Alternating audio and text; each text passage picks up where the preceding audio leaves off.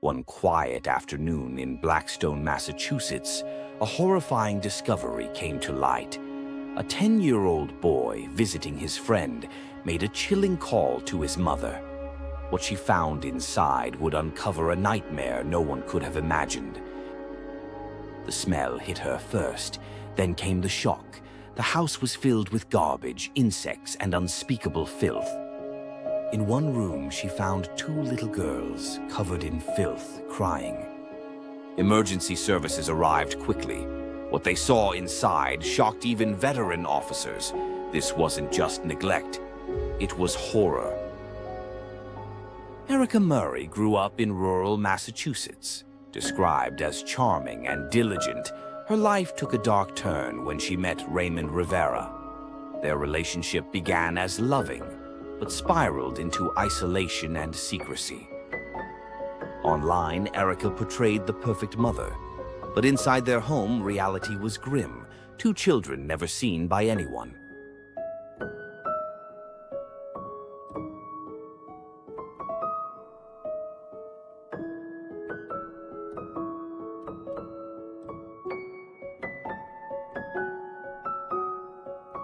The children were malnourished, infested with maggots, and suffering from years of neglect. Some couldn't even sit up on their own. Then, the most chilling discovery, hidden in closets, were the decomposing remains of 3 infants. The community was stunned. Initially, Erica denied everything, but soon she admitted to secretly giving birth while her family slept, and hiding the bodies. DNA confirmed Raymond Rivera fathered all 7 children. He claimed ignorance, but investigators had doubts. Neighbors expressed disbelief. How had no one known? How had the signs been missed? Erica was charged with multiple crimes, but not murder. Her sentence, 8 years. Raymond received lesser charges and time served. The surviving children faced a long road to recovery. Some moved through foster homes, others found refuge with extended family. This case revealed glaring gaps in child protection. How many more homes hide similar horrors?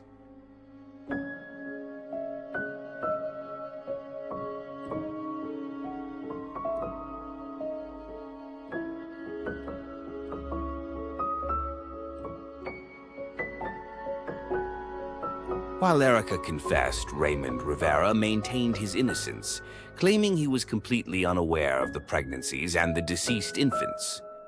He told investigators Erica managed everything related to the children, and he worked long hours, often sleeping in the basement to escape the overwhelming squalor upstairs. But investigators were skeptical. How could a man living in the same house not notice his partner's multiple pregnancies? The state of the basement, clean and orderly in comparison to the rest of the house, raised further questions about his awareness and complicity. Ultimately, prosecutors couldn't prove he knew about the dead infants, leading to lesser charges. The news sent shockwaves through the small, tight-knit community of Blackstone. Disbelief turned to horror as the grim details emerged. Residents struggled to comprehend how such a nightmare could unfold unnoticed. Everyone asked the same questions. How did we not see? Why didn't we know? The tragedy exposed a painful truth about modern isolation. The family was physically present but socially invisible, hidden behind a facade of normalcy. For the community, it became a haunting reminder of the collective responsibility to protect the vulnerable, a responsibility they felt they had failed. The Blackstone case was a brutal lesson.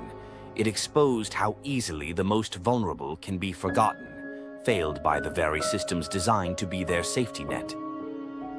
It forced a painful conversation about collective responsibility, urging communities and agencies to be more vigilant, more connected.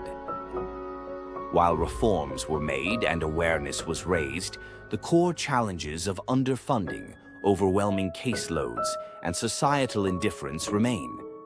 The fight to protect every child is a battle that is never truly over. Years later, the surviving children, given new lives and new hope, began their long journey of healing. A journey made possible because one person spoke up. Sometimes silence costs lives. Thanks for watching True Crime Thrillers. Subscribe now and explore all our episodes.